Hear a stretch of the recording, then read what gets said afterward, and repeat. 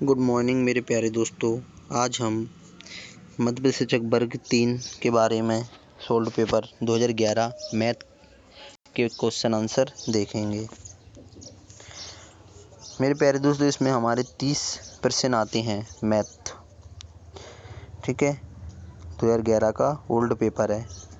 20 जनवरी 2020 से MP TET वर्ग 3 की सभी विषयों की कक्षा हमारे यूट्यूब चैनल पर स्टार्ट हो गई हैं। ठीक है प्यारे दोस्तों, अब हम टेस्ट सीरीज भी स्टार्ट करने वाले हैं। मेरे प्यारे दोस्तों, चलो हम आगे बढ़ते अपने क्वेश्चन की ओर, जो आने वाले एग्जाम बहुत ही इंपॉर्टेंट है। पहला क्वेश्चन है हमारा प्यारे दोस्तों, 30/75 को 25 से भाग देने पर भागफल क्या आएगा। ये तो सभी लोग निकाल लेंगे, बहुत सिंपल है। 30/75 है ना, और 25 से भाग देने पर क्या आएगा। तो हमारे प्यारे दोस्तों, सिलेबस में भी लिखा हुआ है कि 4 अंकों वाली संख्या और 2 अंक भाग देने पर शेषफल वगैरह ये सब आएगा उसमें। ठीक है, तो 30/75 और 25 से भाग देने पर भागफल हमारा 30/75 लिखेंगे और इसमें 25 से भाग दे देंगे हम। तो प्यारे दोस्तों, भाग देना सबको आता होगा। तो 25 एकम 25, एक बार गया, 5 बचे, 7 उतारा लिया, 25 दूनी 50, 5 उतार लिया, 25 थी 75, 123 आंसर आ गया प्यारे दोस्तों हमारा। तो हमारा बी राइट आंसर। ठीक है, अब हम अपने दूसरे प्रश्न की ओर चलेंगे, ये भी आप निकाल लोगे। ठीक है, तीसरा प्रश्न है 110 रुपये व 90 पैसे को योगफल निकालना है। तो मुझे पता है प्यारे दोस्तों, अपन का 100 पैसे बराबर 1 रुपये होता है, 1 पैसे बराबर 0.01 रुपये होता है और 90 पैसे बराबर 0.90 रुपये होता है। ठीक है प्यारे दोस्तों, अब हम 110 रुपये व 90 पैसे का योगफल निकालेंगे। मेरे प्यारे दोस्तों, हम सबको प्लस जोड़ेंगे। ठीक है,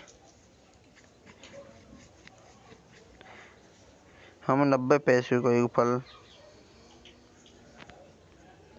100 पैसे 1 रुपये और 1 पैसे बराबर 0.1 रुपये और 90 पैसे बराबर 0.90 रुपये होता है। ठीक है प्यारे दोस्तों, मैं आपको इसलिए समझा रहा हूँ क्योंकि आप बार बार ना भूलें। हमको 90 पैसे बराबर 0.90 रुपये निकालना है। अब हम इनको इसको ऐड करना है, मतलब जो हमारी संख्या है उसमें जोड़ना है। तो हम कैसे जोड़ेंगे, देखिए आप।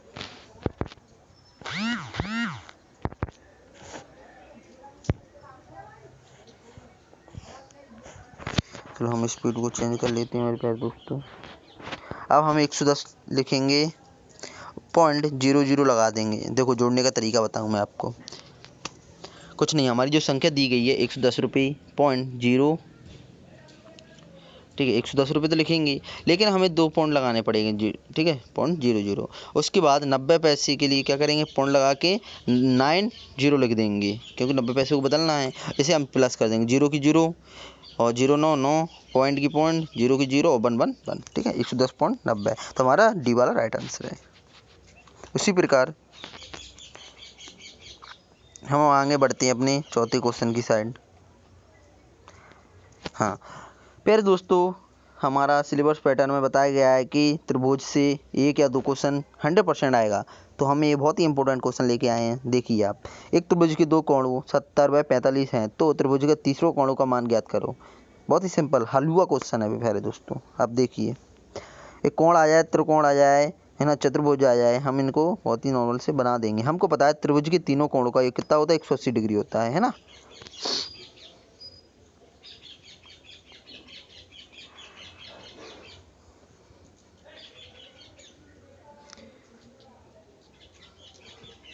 चलो हम इसे सॉल्व करते हैं। पहला है 70 degree plus 45 degree plus x का मान निकालना बराबर 180 डिग्री।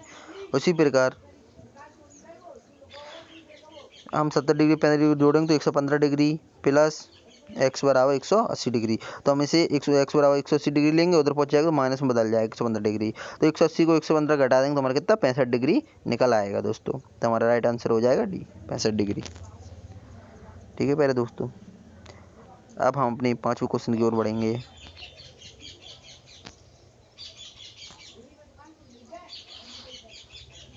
हमारा 5वां क्वेश्चन की साइड बढ़ते हैं अब हम। ये आपको अच्छे समझ में आ गया होगा प्यारे दोस्तों। कुछ नहीं करना, 180 डिग्री निकाल। अब हम अपने 5वें क्वेश्चन की साइड बढ़ते हैं, जो इनमें से कौन सा एक न्यून कोण नहीं है। इनको आपको पहले से ये बता दूं मैं, 0 शून्य कोण होता है और 0 190 डिग्री न्यून कोण होता है और 90 डिग्री समकोण होता है। ठीक है प्यारे दोस्तों, राइट एंगल और एक्ट एंगल बोलते हैं। चलो हम आगे बढ़ते हैं अपनी, निम्न में से कौन सा एक न्यून कोण है ना। चलो ये हम यदि किसी केंद्र वृत्त की दो त्रिज्याओं की लंबाई r बनाते हैं, r2 व्यास हो, तो निम्न में से कौन सा संबंध सत्य है। चलो हमें इसको सत्य ढूंढना है। ऐसे क्वेश्चन 1 या 2 आती हैं हमारे वर्ग 3 में मैथ में।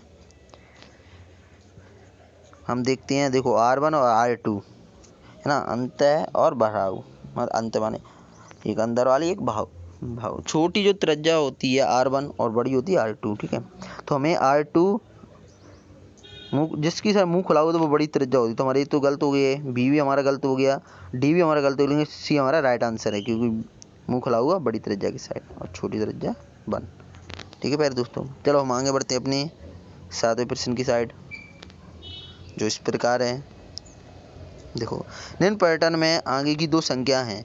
अब देखो ये बहुत ही सिंपल है, लेकिन लोग इसे गलत कर देते हैं। किस प्रकार, कोई समझे रीजनिंग का सवाल आ गया है, 2 3 5 7 2 2 का अंतर चल रहा है, ऐसा नहीं है प्यारे दोस्तों। ये क्या है, हमारी अभाज्य संख्या ली गई हैं, 2 3 5 7 11 13। अब क्या आएगा इसमें, देखिए अभाज्य संख्या कौन कौन सी होती हैं आपको पता होगा, आप ज़्यादा नहीं 15 अभाज्य संख्या याद करके जाएँ, आपका काम हो जाएगा। देखो अब हम आ जाएगा 13 के बाद 17।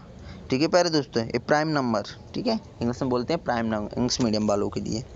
17 19 ये हमारी अभाज्य संख्या है, राइट आंसर डी। अब आगे बढ़ते हैं अपने 8वें प्रश्न की साइड, जो इस प्रकार है। 24 घंटे पूर्व में 2.30 PM को लिख सकते हैं, कैसे लिख सकते हैं हम इसे, ये आपको सोल्व करके बताना है। PM और AM का मतलब तो आपको पता ही होगा, नहीं पता हो तो मेरी वीडियो में देख लीजिए आप अच्छे से।